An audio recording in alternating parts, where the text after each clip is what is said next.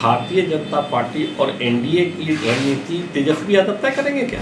कोई भी क्या स्टेटमेंट देते हैं, अब उस स्टेटमेंट का हम क्या जवाब आपको दे सकते हैं? भारतीय जनता पार्टी और एनडीए ने जिसको कहते हैं नीतीश कुमार को अपना नेता स्वीकार किया। 2025 चुनावी साल है और चुनावी साल के दंगल में बिहार में कई ऐसे चेहरे हैं जो इस बार चुनावी मैदान में ताल ठोकेंगे और इस बार का जो चुनावी मैदान में जो मुकाबला रहेगा वो काफी कड़ा रहेगा। नीतीश कुमार तेजस्वी यादव में तो काफी धमाकेदार मुकाबला होने को है, लेकिन कई ऐसे चेहरे जो इस बार कहीं ना कहीं वर्तमान पार्टियों का खेल बिगाड़ सकते हैं। प्रशांत किशोर भी इस बार चुनावी मैदान में, और ये कयास लगाए जा रहे हैं कि चिराग पासवान भी अधिक सीटों पे चुनाव लड़ेंगे। लगातार मुकेश सहनी भी प्रेशर पॉलिटिक्स इंडिया गठबंधन में कर रहे हैं। हमारे साथ बात करने के लिए बीजेपी के नेता मुकेश नंदन जी हैं।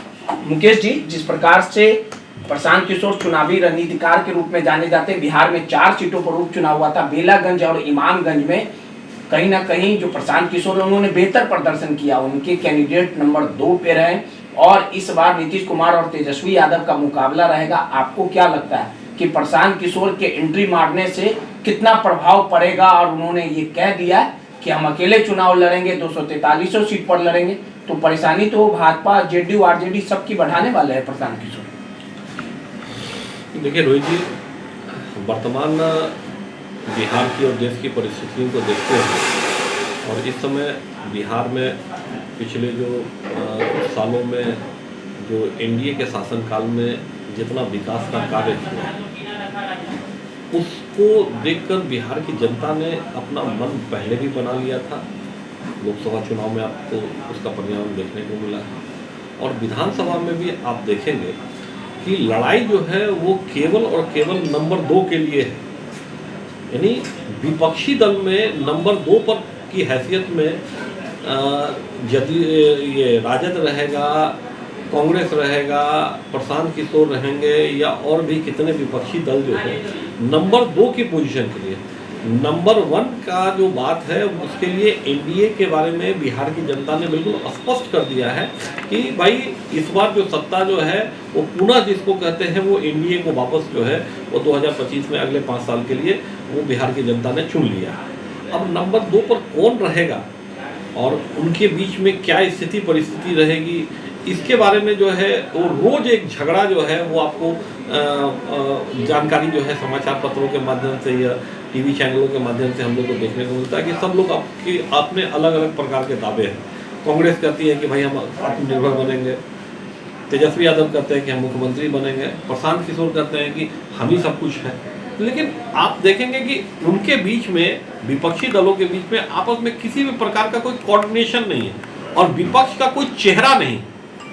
सत्ता का चेहरा स्पष्ट है कि भाई नीतीश कुमार बिहार के मुख्यमंत्री हैं, एनडीए की सरकार है, सरकार चल रही है और केंद्र और राज्य का दोनों डबल इंजन की सरकार बहुत बेहतर प्रदर्शन है। लेकिन विपक्ष की कोई आवाज़ जो है ना विधानसभा में सुनाई देती है और ना लोकसभा में सुनाई देती है। तो सवाल उठना लाजमी है, क्योंकि प्रशांत किशोर रणनीतिकार के रूप में बेहतर काम किए हैं। अगर आप समझिए कि नए नवेली पार्टी का निर्माण किया, 4 सीटों पर उपचुनाव लड़े और कहीं ना कहीं नंबर 2 की हैसियत रखे, तो आने वाले समय में भले ही आपकी जीत हो जाए, लेकिन विपक्ष के तौर पे और जो बिहार में जो मजबूत पैठ है वो लगातार प्रशांत किशोर बनाते जा रहे हैं। उधर तेजस्वी भी है। कहीं ऐसा ना हो कि जिस प्रकार से प्रेशर पॉलिटिक्स भी आपके पार्टी में भी खेला जा रहा है, चिराग पासवान बोल दिया कि बिहार की राजनीति में हम सक्रिय होंगे, इतना सीट पे हम तैयारी करेंगे, तो आखिर कैसे काम चलेगा जब 50-60 डिमांड चिराग का रहेगा, उधर 40 सीटों पे जीतन राम मांझी दावेदारी कर रहे हैं, तो इसका खामियाजा कहीं ना कहीं प्रेशर में और मानसिक जो प्रेशर है वो झेल रही है बीजेपी कि आखिर हम कैसे चीज़ों को समेटेंगे। देखिए, एनडीए एकजुट था, एकजुट है और एकजुट रहेगा, और सीट शेयरिंग का विषय जो है वो एनडीए में कोई नई बात नहीं। आज 5 दलों का गठबंधन बिहार में एनडीए का है। लोकसभा चुनाव में भी हम लोगों ने एक मजबूत गठबंधन और उसकी उम्मीदवारी पेश की और कहीं किसी प्रकार का कोई विवाद नहीं। विधानसभा चुनाव का जब समय आएगा आप निश्चित तौर पर देखेंगे कि 243 उम्मीदवार जो हैं वो हमारे आपको बिल्कुल एनडीए के आप चुनाव मैदान में सामने दिखेंगे और उसमें किसी भी प्रकार का कोई विवाद नहीं होगा। रह गई व्यक्तिगत महत्वाकांक्षा का, तो हर किसी के मन में बहुत सारी महत्वाकांक्षा होती है। महत्वाकांक्षा अलग विषय है, लेकिन जो एनडीए में एकजुटता है कि भाई अंत में जो निर्णय लिया जाएगा केंद्र के द्वारा और यहाँ के जो स्थानीय जो नेता है बिहार प्रदेश के, उनके बीच में जो तालमेल बैठा के जो अंतिम निर्णय होगा उस पर पांचों दल की सहमति पहले भी बनी है और इस बार भी बनेगी। लेकिन बिहार में 2025 के चुनाव को लेके जो नीतीश कुमार का कार्यकाल रहा है लगभग 20 सालों से, जनता का मानना है कि अब नीतीश कुमार को रिटायर हो जाना चाहिए। भले ही आप लोग कहें कि नीतीश के चेहरे पे चुनाव लड़ेंगे, नीतीश काम किए, लेकिन इस बार नीतीश के बेटे भी चुनावी मैदान में एंट्री कर सकते हैं। कहने वाले लोग ये भी पर्दे के पीछे से कह रहे हैं कि नीतीश कुमार आने वाले दिनों में अपने बेटे को मुख्यमंत्री के तौर पर चुनाव लड़ाएंगे और चेहरा प्रस्तुत कर सकते हैं। तो अगर इस तरह का प्लानिंग बनता है, रणनीति बनता है, तो भाजपा सिर्फ स्वीकार करेगी। देखिए, मीडिया में लगाए जाने वाला कयासों का जवाब हमने दिया। मीडिया में रोज कोई ना कोई उड़ती हुई खबर, पोस्टर लगा रहे हैं, बैनर लगाया जा रहा है। बात हम आपको बोल रहे हैं ना, पोस्टर और बैनर किसी भी चीज़ का कौन क्या लगा रहा है, इसका भी कोई ऑफिशियल कोई स्टेटमेंट किसी का कुछ नहीं है। कौन क्या बोल रहा है, लोकतंत्र है, लोकतंत्र में हर व्यक्ति अपनी बात रखने की। भाजपा की नजरों में आपको लगता है कैलिबर है निशांत में, नीतीश के बेटे में? अगर आते हैं तो बढ़िया रहेगा। तेजस्वी तो बोले कि आते हैं तो बढ़िया रहेगा। देखिए, फिर हम क्या बोले, भारतीय जनता पार्टी और एनडीए की रणनीति तेजस्वी यादव तय करेंगे क्या? अरे भारतीय जनता पार्टी और एनडीए की रणनीति जो है वो भारतीय जनता पार्टी और एनडीए के नेता बैठ के तय करेंगे। और छूट भैया किस्म के कोई भी क्या स्टेटमेंट देते हैं, अब उस स्टेटमेंट का हम क्या जवाब आपको दे सकते हैं? अच्छा, एक आखिरी सवाल है।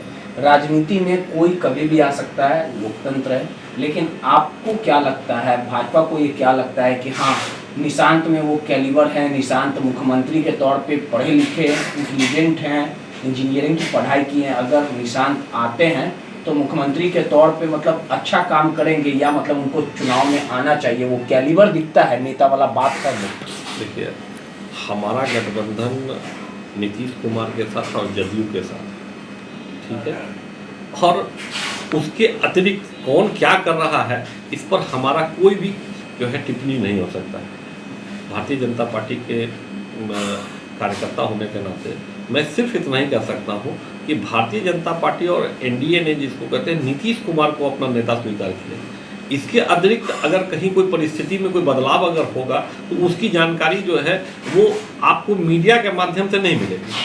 वो निश्चित तौर पर भारतीय जनता पार्टी के सारे नेता बैठेंगे, एनडीए के सारे नेता बैठेंगे, और अगर किसी भी प्रकार का कोई अलग प्रकार का कोई निर्णय अगर होगा तो उसकी जानकारी आपको दी जाएगी। लेकिन अभी तक ऐसा कहीं दूर दूर तक जो है इसकी कहीं कोई चर्चा ही नहीं। चलिए, बिहार में इस बार 2025 का चुनावी साल रहेगा और 2025 काफ़ी खास है बिहार के लिए, क्योंकि बिहार में चुनाव होना है, 2020 होगा, और बिहार में कई ऐसे चेहरे हैं जो बिहार की राजनीति में एंट्री कर सकते हैं। नीतीश कुमार का क्या कुछ गेम प्लान रहेगा, क्या कुछ रणनीति रहेगी, कितने सीटों पे इंडिया गठबंधन एनडीए चुनाव लड़ेगा, कौन किसे पटकनी देगा, ये तो आने वाला समय बताएगा। लेकिन 2025 के चुनावी साल में काफ़ी गहमा गमी है और प्रेशर पॉलिटिक्स भी अंदर खेमे से जो खबरें आ रही है कि सीट शेयरिंग को लेकर लगातार बवाल मचा हुआ। अब देखने वाली बात होगी कि नीतीश का जलवा बरकरार रहेगा, प्रशांत किशोर कितना गेम में परिवर्तन ला सकते हैं, उनकी भागीदारी क्या रहेगी, और तेजस्वी यादव क्या कुछ खास कमाल दिखा पाएंगे, ये तो आने वाले चीज़ों में समय में देखने को मिलेगा।